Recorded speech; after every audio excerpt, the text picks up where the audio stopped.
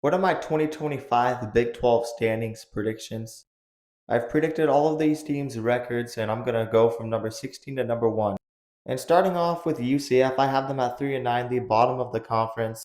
I don't have great expectations for them. They lost a lot, and they have a new head coach.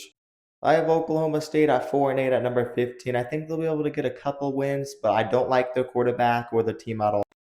We move up a tier to number 14. I have Colorado. I have them at 4-8. I actually expect a big step back. They lost a lot of talent, and that includes Travis Hunter and Shadir Sanders. And they lost some big time players in the front seven.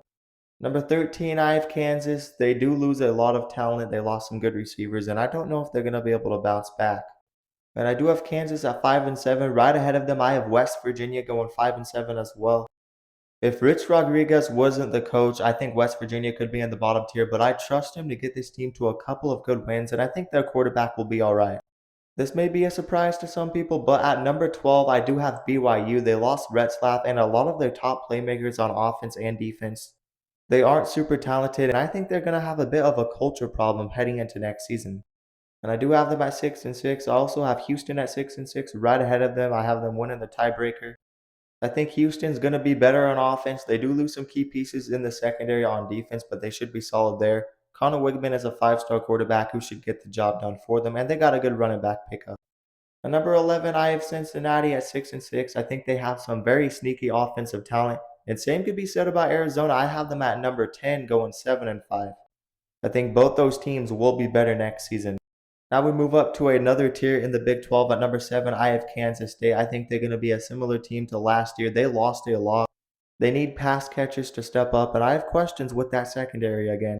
I have Kansas State at 8-4, but right ahead of them, I also have Utah at 8-4. I think they're taking a huge leap with Devin Dampier at quarterback and Wayshawn Parker at running back. A great offensive line and a good defense should help them too. At number 5, I have Iowa State at 9-3. I think they'll be pretty good again. Chase Sala is a great addition at wide receiver, and they have a very solid backfield.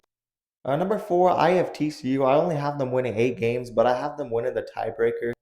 They got a tough schedule, and I think they're going to be able to beat some good teams with that high-powered offense and the experience that Sonny Dykes has as a head coach.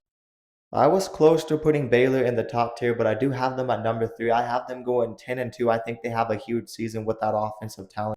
And I think the defense has taken a leap with some of the additions they made in the linebacker room.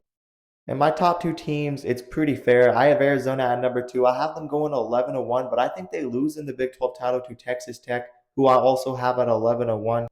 I think both these teams are a bit steps ahead of the other teams. I think they're both going to be really good, but I think Texas Tech wins the Big 12.